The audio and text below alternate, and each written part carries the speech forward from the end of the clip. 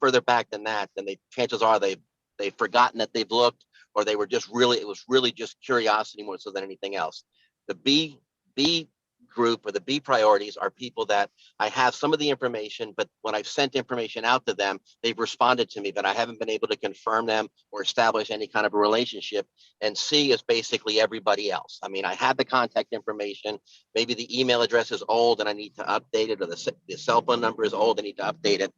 And then I go through and group it personally. I go through and group it by zip code, because that's the easiest way for me to make the correlation between where they live and the neighborhoods that they would be interested in. Because I figure that everybody is interested in at least 2 or 3 of their own neighborhood, and 2 or 3 of the neighborhoods around them. So my neighborhood nurtures aren't just a neighborhood they live in.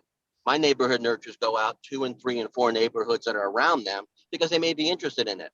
They also see that it's not just that neighborhood nurtures are not just restricted or confined to where they live. I mean, there are some folks that are looking at the neighborhoods of their kids out in California, neighborhoods of their sister or their brothers in other states.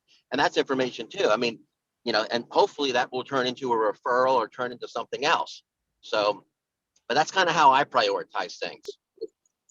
Wow. Was that impressive? Yes. Yes, please keep talking. Was that impressive?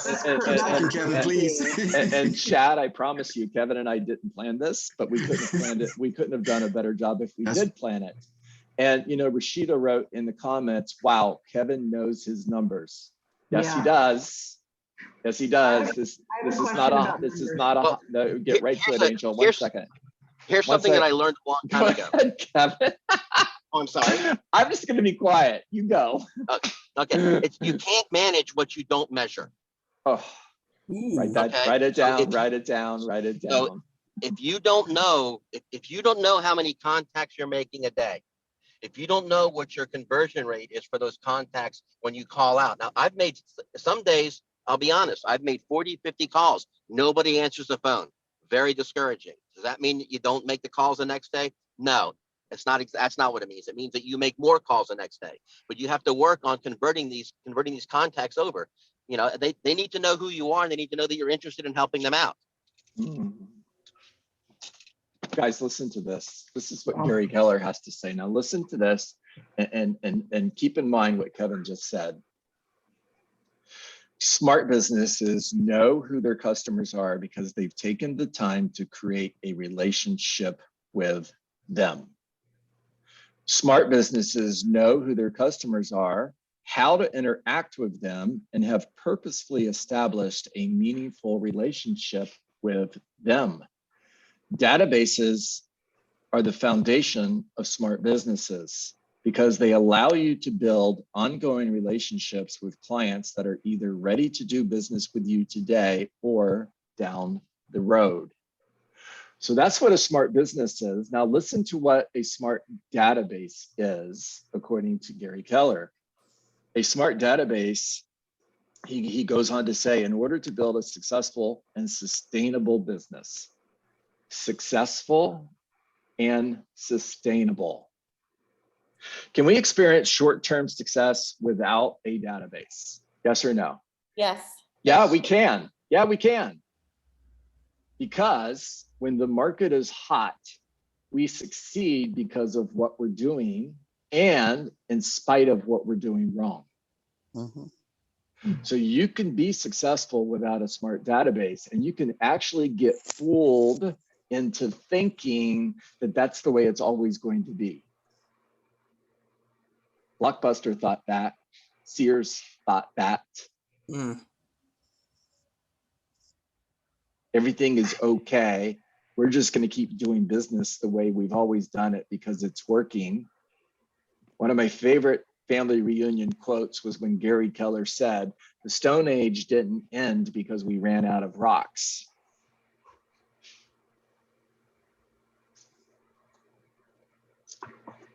In order to build a successful and sustainable business for the long term, invest in a database. Now, smart databases allow you to have a planned and meaningful communications.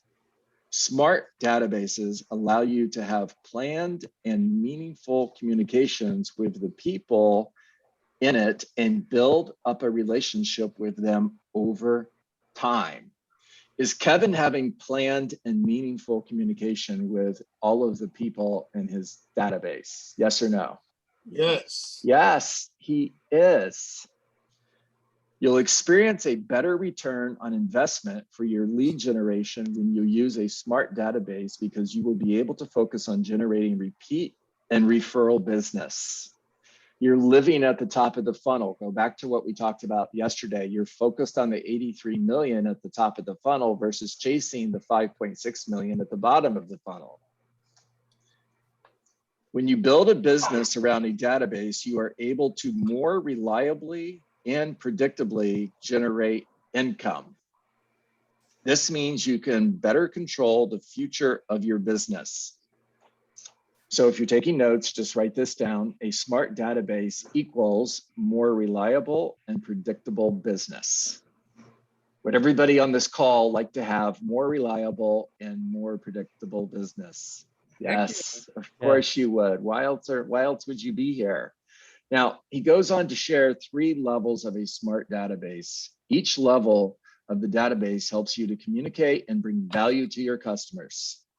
Each level helps you to communicate and bring value to your customers. However, achieving level 3 allows you to automate your interactions with them in a way that feels personal and individualized, yet scales so that you can reach your entire database and stay top of mind.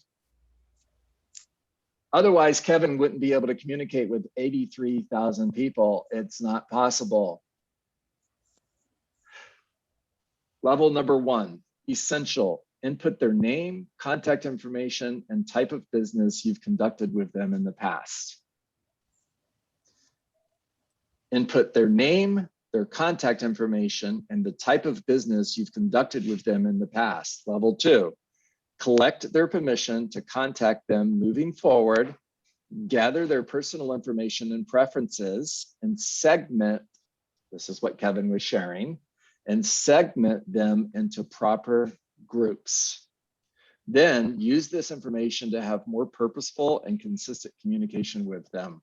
And then finally, level 3, the database contains triggers that enable you to automate your communication around them.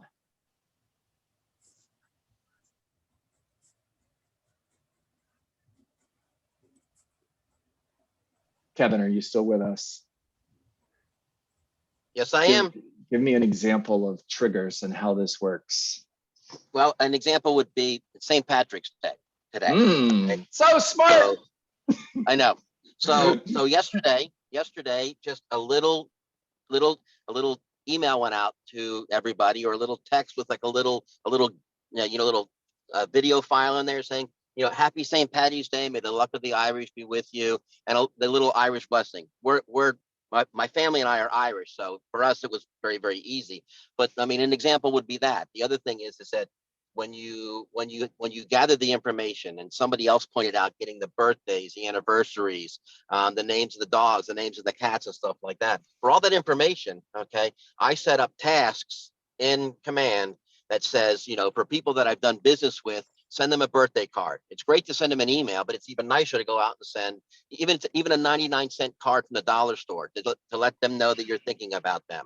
Send it out to them. Send it out to their kids. Okay, for people that you've done business with and you've actually closed transactions with. Okay, on the anniversary of their transaction. Okay. If it was something where they bought a new house and you're checking in to see what's going on with them. Okay. Maybe you send them a $25 gift card from Lowe's or from Home Depot. Maybe you send them a $10 gift card.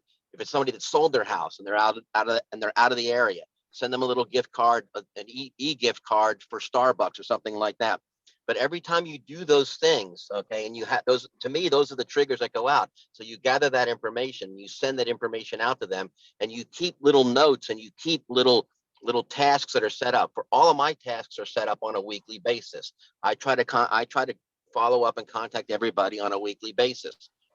In my smart plans are staggered. In some cases, it's email, text, call. In other cases, it's call, text, email. In other cases, it's text, call, email, call. So it's just, you just kind of stagger it, because otherwise, first of all, you can't, when a database gets to a certain size, even if you have more than one person working it, it becomes almost impossible to be able to consistently rely on your memory only to consistently do something. So if you have these tasks set up and you have everything set up so that certain things happen, because every time a text goes out from command, every time an email goes out from a smart plan, okay, it gets logged in the activity on that contact, okay, and it also gets notified that you also can find it, can sort by the last time you contacted somebody, the last update. So as you go through and sort your database and you cut your database up, you can find different ways to implement different triggers that make it work more beneficial, or as my 3-year-old grandson says, more better for you.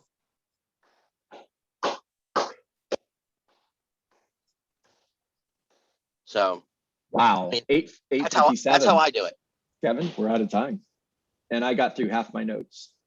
I'm sorry, And John. no, guys, holy cow. Are you sorry? Everybody else on this call, are you sorry that Kevin just took over and No. ran this Oh, call? Absolutely. Absolutely not. I love his passion about his database. I love his passion about his database. I want to hear more. John, Good. John, when did Kevin join KW? Good question, Kevin. I joined in late April of last year. Oh, Lord. And I say that because a lot of us on this call, our database is not that large. So someone that had a large database and got with the program of command and implemented it, we just have to start. It makes it so simple when we put everything in command. I'm not sure who said that, but that is so spot on. There are so many people that spend so much time getting ready to get ready.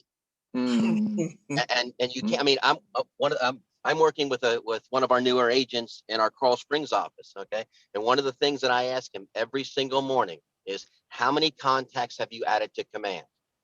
How many contacts have you added to command?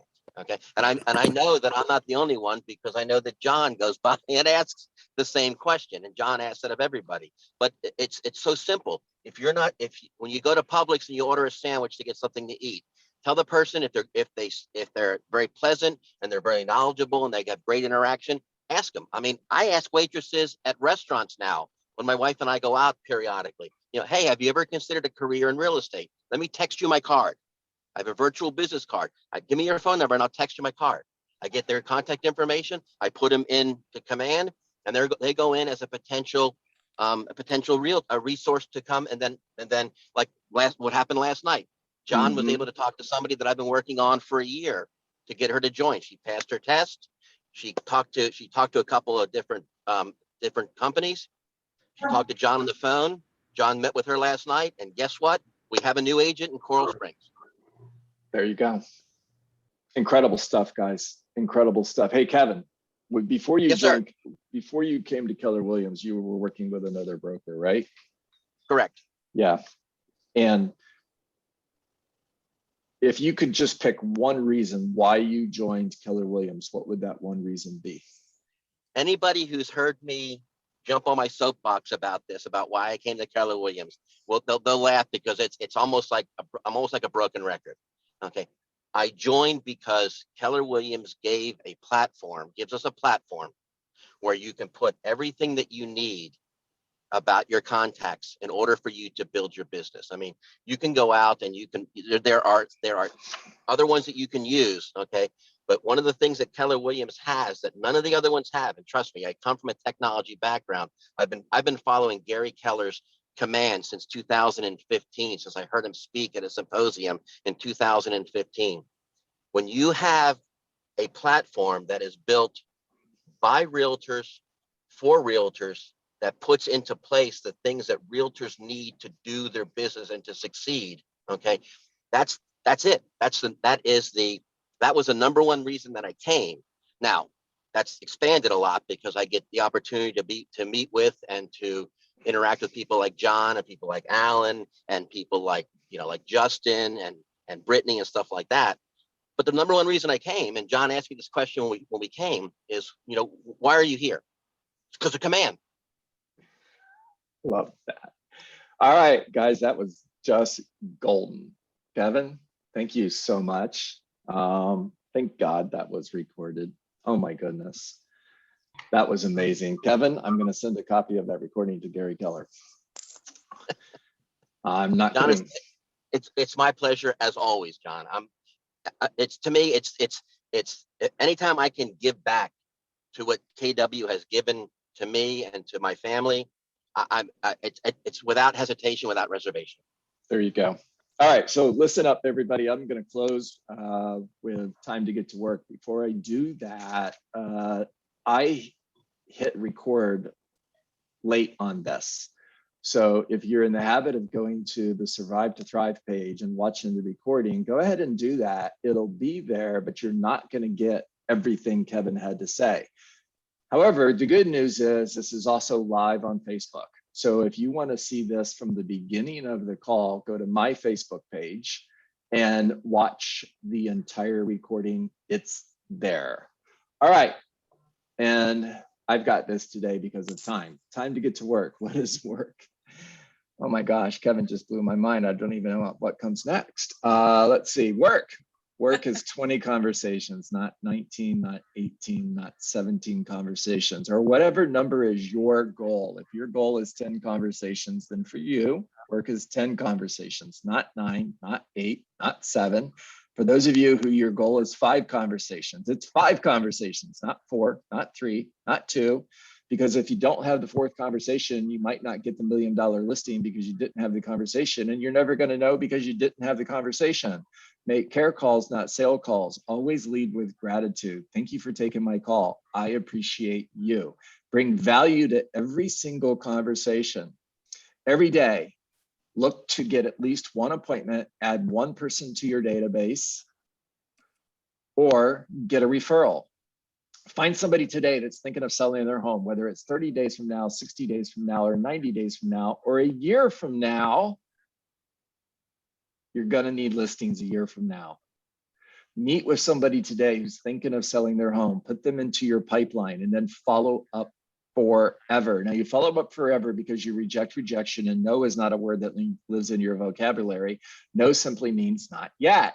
Remember, people will never change their mind, but what they will do is make a new decision based on new information. And because you followed up forever, you're creating emotional proximity. So when they make a new decision, so Shoshana, that was a tongue twister, a new decision, oh my gosh, I can't talk. That new decision will be to hire you. All right, everybody, make it a great day. Thank you, John. Thank you. Thank you, John. Solid gold today. Thanks, John. Wow, John.